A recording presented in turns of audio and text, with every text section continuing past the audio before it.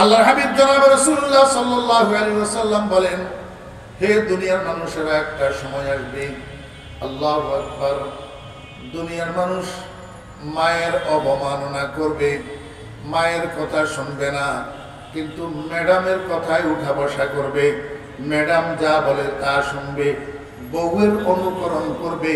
ওয়া আতাআর রাজুলু ইমরাআতাহু ওয়া আক্কা উম্মাহু। আল্লাহু আকবার। মায়ের কথা শুনবে না, মায়ের একটা ট্যাবলেটের প্রয়োজন, সেটা এনে দিতে রাজি হবে, মা একটু পান সুপারি খায়, সেটার খরচ দিতে তৈরি হবে না, কিন্তু ম্যাডাম যদি বলে মাসে একটা একটা শাড়ি এনে দাও, 3 মাসে একটা একটা গয়না এনে দাও, সেটা শুনতে তৈরি আছে, কিন্তু মায়ের কথা শুনতে তৈরি নেই। আমি তো বলি, দোষ আমাদের নিজের, দোষ অন্যের না। সন্তানকে যদি সেভাবে গড়ে তুলতেন, তাহলে সন্তান আপনার কথা শুনতো। আপনি তো সন্তানকে সেভাবে গড়ে তুলেন নাই। আপনাদেরকে করোনা চোখে আঙ্গুল দিয়া দেখাইয়া দিছে, এরপরেও তো আপনারা বুঝতে চেষ্টা করেন না। এই করোনার মধ্যে যত মানুষ মারা গেছে, আল্লাহু আকবার, এই মানুষগুলার সন্তানগুলা 2 ভাগে বিভক্ত। কতগুলা সন্তান করোনায় মৃত্যুবরণ করা বাবাকে নিজের হাতে গোসল করাইয়া, নিজের হাতে কাফন পরাইয়া, জানাজার নামাজ পড়ে দাফন করছে।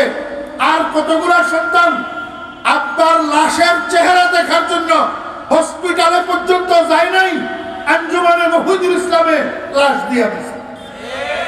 ঠিক না ঠিক? আমার ভাইরা, দোস্ত, আবাব, বুকে হাত দিয়া ইনসাফের সাথে বলেন, আমাদের দেশে 2 ধরনের এডুকেশন সিস্টেম চালু আছে, 2 ধরনের শিক্ষা ব্যবস্থা চালু আছে। একটা জেনারেল শিক্ষা ব্যবস্থা, আর একটা মাদ্রাসা শিক্ষা ব্যবস্থা। এই করোনার মধ্যে যে সমস্ত ছেলেরা আব্বা করোনায় মারা যাওয়ার পরে আব্বাকে নিজের হাতে গোসল দিল, নিজের হাতে কাফন পরাইল, নিজে জানাজার নামাজ পড়ি আব্বাকে দাফন করাইল, এরা কোন শিক্ষায় শিক্ষিত? আর যারা আব্বার লাশ দেখার জন্য হসপিটালে গেল না, আঞ্জুমানে মফিদুল ইসলামের লাশ দিয়া দিল, বিভিন্ন দাফন টিমের কাছে লাশ হস্তান্তর করলো, নিজেরা লাশের চেহারা পর্যন্ত দেখলো না, এরা কোন শিক্ষায় শিক্ষিত? বুকে হাত দিয়া বলেন, ও ভাইরা, দোস্ত, আবাব, করোনায় মৃত্যুবরণ করা আব্বাকে সযত্নে দাফন করছে খোদার কসম এই মাদ্রাসায় পড়ুয়া মানুষেরা, মাদ্রাসায় পড়ুয়া ছেলেরা, মাদ্রাসায় পড়ুয়া আলেমেরা। আর যারা বাপের লাশের চেহারা দেখতে যায় নাই, আল্লাহু আকবার, আঞ্জুমানে মফিদুল ইসলামকে লাশ দিয়া দিছে, তারা ওই সমস্ত মানুষ যাদেরকে আপনারা শিক্ষিত মনে করেন, যাদেরকে জ্ঞানী মনে করেন। আমরা মৌলবীদেরকে দেখলে তো আপনারা মনে করেন আমরা বোকা, কিছু বুঝি সুঝি না। এরপরেও সন্তানকে যদি সুশিক্ষায় গড়ে তুলতে না পারেন, সন্তানকে যদি শিষ্টাচার সম্পন্ন বানাইতে না পারেন, তো বৃদ্ধ বয়সে সন্তান আপনার সেবা করতে কে করবে? এই জন্যই তো বউয়ের কথা শুনে আপনার মায়ের কথা শুনে না, মাকে বৃদ্ধাশ্রমে রেখা বউ লইয়া বাচ্চাকে চালইয়া ফ্ল্যাট বাড়ি ভাড়া করে থাকে। আল্লাহর হাবিব জনাব রাসূলুল্লাহ সাল্লাল্লাহু আলাইহি ওয়াসাল্লাম বলেন, ওয়া আতাআর রাজুলু ইমরাআতাহু ওয়া আক্কা উম্মাহু ওয়া আদনা সাদিকাহু ওয়া আকসা ওয়ালিদাহু। আল্লাহর হাবিব বলেন, বাপের খবর নেবে না, বাপকে সময় দিবে না, বাপের কাছে যাবে না, বন্ধু বান্ধবকে সময় দিবি, বন্ধু বান্ধবকে ঘনিষ্ঠতা দিবি, বন্ধু বান্ধবের সাথে আড্ডা মারবে। ও বেরা, দোস্ত, আবাব, আল্লাহর হাবিব বলছেন, মা বাপের চেহারার দিকে মহব্বতের নজরে একবার তাকাইলে একটা কবুল হওয়া হজের সওয়াব। এখন বৃদ্ধ বাবা বাসায় আছে, ছেলে কতক্ষণে আসবে দোকান থেকে, কতক্ষণে আসবে অফিস থেকে, সেই চিন্তায় অস্থির থাকে। কিন্তু ছেলে তো বাবাকে সময় দিতে তৈয়ার না, ছেলে বাইরে বন্ধু বান্ধবকে সময় দিতে ব্যস্ত। আল্লাহর হাবিব জনাব রাসূলুল্লাহ সাল্লাল্লাহু আলাইহি ওয়াসাল্লাম বলেন, এই সময় তোমরা কিয়ামতের জন্য অপেক্ষা করো, কিয়ামত আর বেশি দিন দূরে না। আল্লাহর হাবিব জনাব রাসূলুল্লাহ সাল্লাল্লাহু আলাইহি ওয়াসাল্লাম বলেন, মনোযোগ আছে জি? এবার এইটা একটু খেয়াল করে শুনেন তো। ওয়া উকরিমার রাজুলু মখাফাতা শাররিহি ওয়া উকরিমার রাজুলু মাখাফাতা শাররিহি। রাসূল আরবি সাল্লাল্লাহু আলাইহি ওয়াসাল্লাম বলেন, একজন প্রকৃত সম্মানী মানুষ সম্মান পাবে না, একজন মুরব্বী সম্মান পাবে না, একজন মসজিদের ইমাম খতিব সম্মান পাবে না, একজন আলেম সম্মান পাবে না।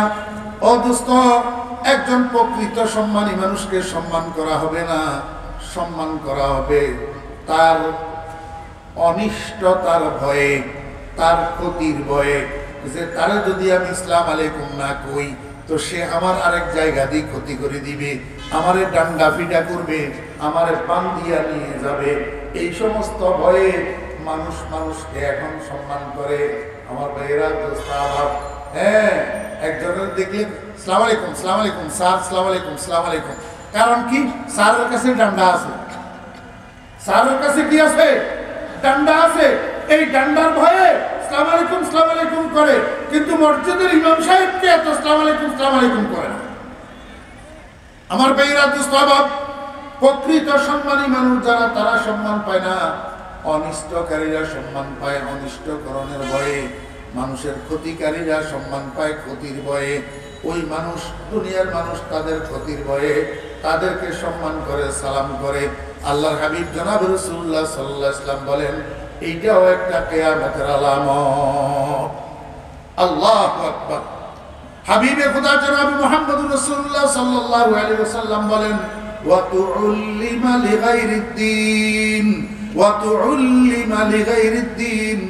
মানুষ ইলম অর্জন করবে দিন দিন প্রচার করার জন্য না, দ্বীনের স্বার্থে না, দুনিয়া কামানোর জন্য। দুনিয়ার স্বার্থে মানুষ আল্লাহু আকবার ইলম হাসিল করবে।